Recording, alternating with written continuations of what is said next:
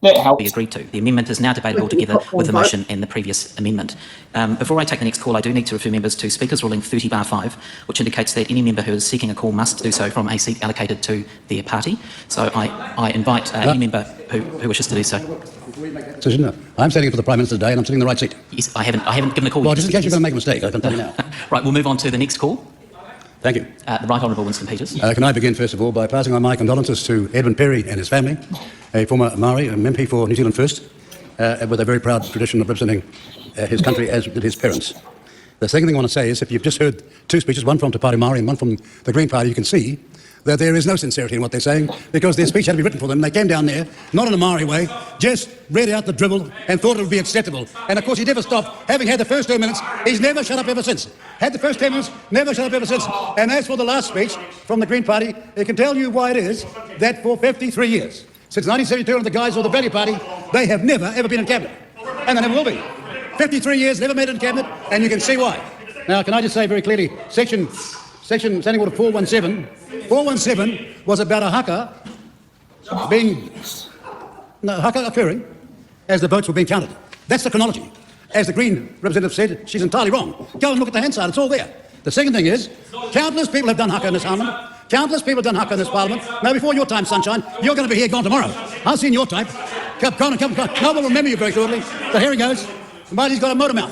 You know, he's the only guy I know who can eat a banana sideways. There he is. But where he goes, he doesn't want to. We all heard him in silence, but no, off he goes. Now, Haka have been done countless times in this Parliament, but after first consulting the Speaker, so that the House and its timing is not disrupted. That's what happened here. There was no attempt whatsoever. Worse still, they told the media they're going to do it. They didn't tell the Speaker, did they? That's the truth, isn't it? Oh, am I hearing in denial? No, I'm not. That's the way they think they can behave.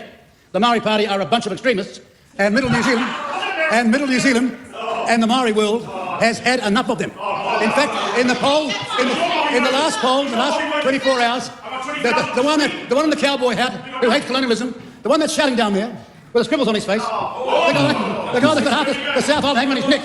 Point of order, Mr. Peters. There's a point of order. Ka kite Ferris. E ai ki ngā tika ngā o tēnei whare, te whakapara hako o te tangata kāre whakaia.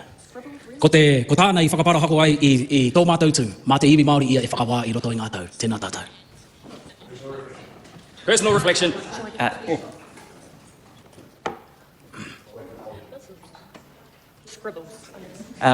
Thank you, Mr. Ferris. I think the point that's being made here is that Mr.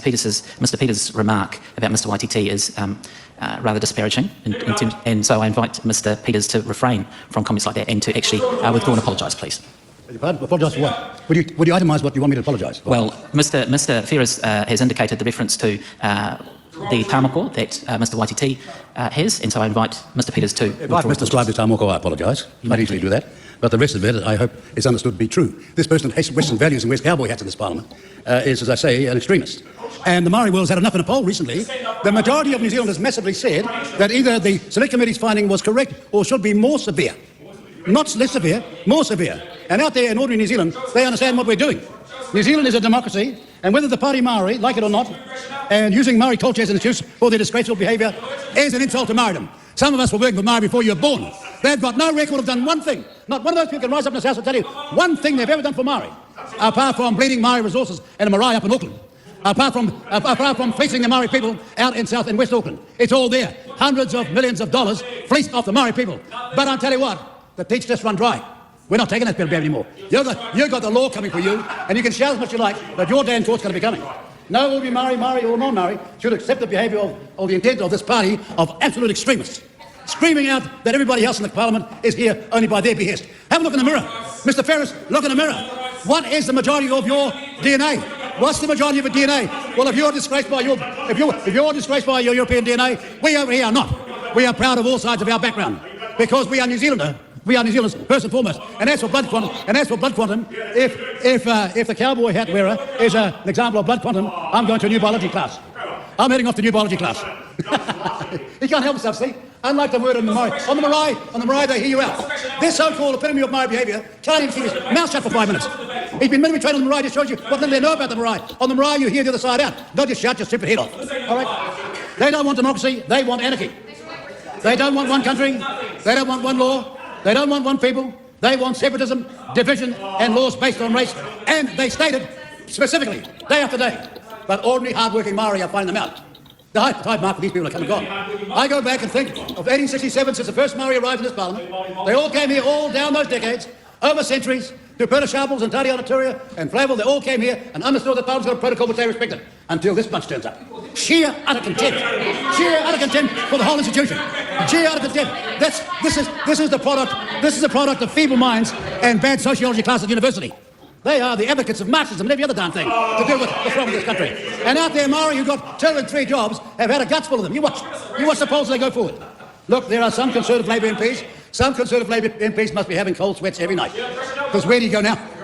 You can't go there, and you can't go there, because you go there and there, you won't be over here. Get that part right. You can't go there, and I hope that some sober, conservative, right-thinking Māori people in the Maori Party wake up before it's too late. These people are a nightmare.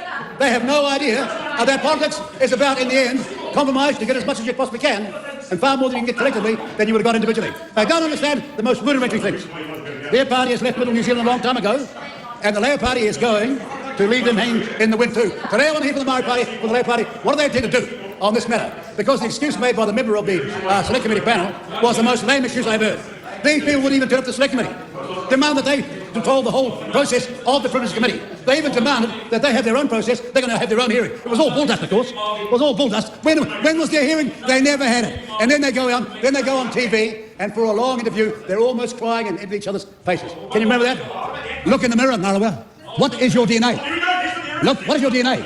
Mr. Peters, what is your DNA? Because it ain't by majority Māori, and stop bull dusting your feet. Order. Members, it's getting a little bit too noisy for my liking, so if we could just keep the dulcet tones down a bit. Since 1867, Māori have been elected to Parliament with just 4 winning a general seat until the introduction of MMP, when we saw the exponential growth of the number of Māori MPs. Right now, we have a record number of Māori in Cabinet of any government, and far more than the Māori Party's got over there, all in our Cabinet at this point in time.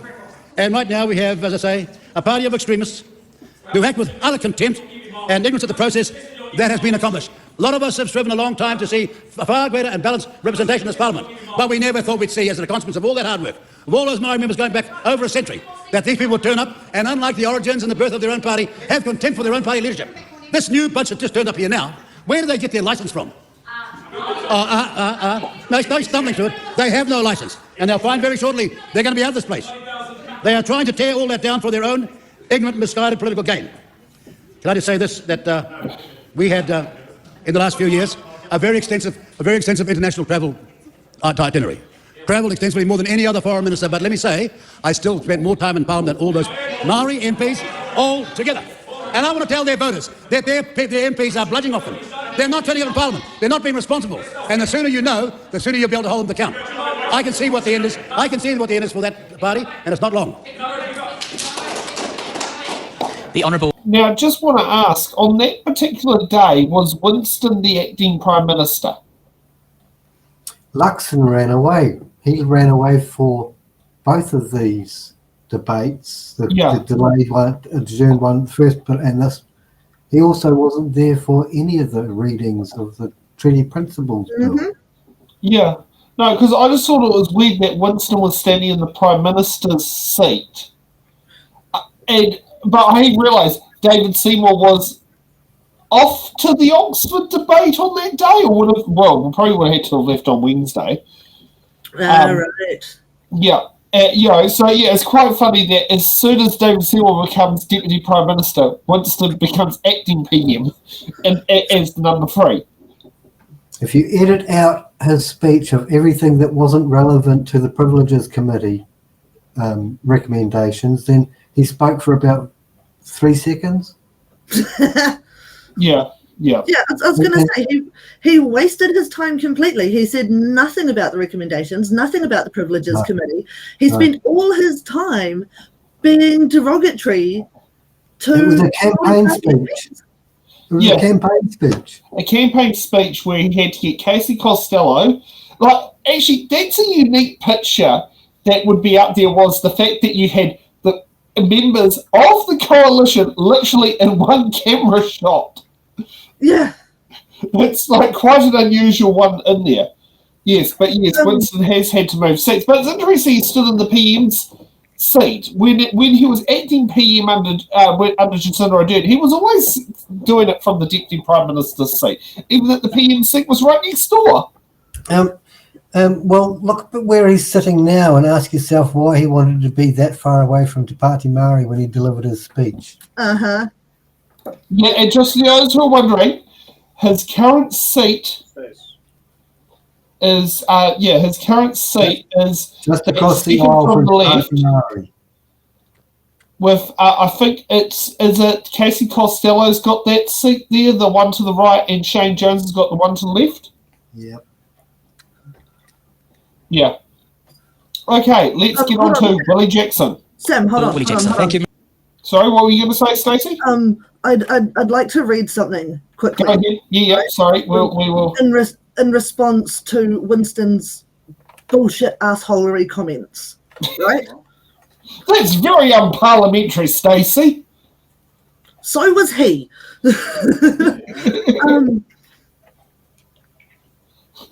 So a couple of days ago, a friend of mine posted something in response to what Winnie said. Okay? My moko is not a scribble. She is the visible aho that runs through me to my tupuna. She is the act of reclaiming what was taken, suppressed and trampled. She is reconnection after 4 generations of colonial interruption. When I received her, loved ones gathered and brought her to me through song, and I wish every wahine Māori could experience such love and joy. My moko is unique to my rohe and renders me recognisable to my whānanga. She protects me and connects me to people who are worth my time and energy. She stirs memories among women from different cultures whose grandmothers also wore facial markings. And he sits there and he calls them a scribble on people's faces. If you don't understand, at least respect that. It's all a pitch for his voters. It's all a pitch for his voters. It is. And I discovered recently that he is earning over $300,000 a year and still taking superannuation. Oh, yeah. Yes, that is correct. Still receiving a pension. Sorry, Paul, I would say who... Nope, that button. I would say who it is from. I have asked their permission, but they haven't replied, so I don't want to say anything at the moment. Yeah. You are right about the fact that, yes, he is collecting the pension while also collecting an MP salary. It does make a mockery of what it is, but that is the fact that it's a universal pension system. I think he's also been an MP so long now that he's going to receive parliamentary salary for life. Yeah. I'm not sure if it still works like that, but yeah. Oh, well, he's had so many broken pieces in his parliamentary career. Yeah. I mean, that's why he's never gained the status Father of the House. Yay. Whereas if you sit there and look at it, like the current Father of the House is Gerry Brownlee. Yeah. Like that's just basically, and it's because, because he was not continuous. Like Damien O'Connor, if he didn't get knocked out in 2008, he would be Father of the House. Or Winston at the same time, he would be, one of them would be Father of the House. Yeah. Okay.